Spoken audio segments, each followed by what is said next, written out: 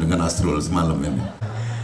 Pemerintah Provinsi Sumatera Selatan kini sedang mengkaji tarif angkutan daring menyusul naiknya harga BBM subsidi. Para pengemudi angkutan online mengeluhkan pemotongan aplikator yang melebihi batas namun tidak diimbangi kenaikan tarif.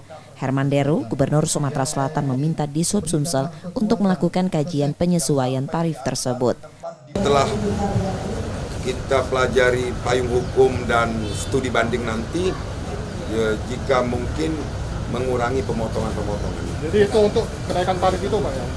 Bukan kenaikan tarif, tapi pemotongan kewajiban kepada aplikator. Kalau memang itu ranahnya di pemerintah, tidak masuk dalam hukum perjanjian, insya Allah itu bisa kita kurangi.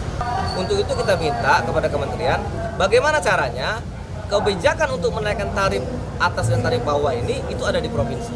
Sehingga kita bisa bernegosiasi, aplikator, pemerintah, dan kita sebagai driver untuk mendudukkan supaya tidak ada yang dirugikan satu sama lain. Sementara Asosiasi Driver Online Sumatera Selatan juga meminta aplikator segera menerapkan kebijakan kenaikan tarif dan pemerintah pusat membebaskan penentuan tarif angkutan pada pemerintah provinsi. Nur Muhammad, Kompas TV, Palembang, Sumatera Selatan.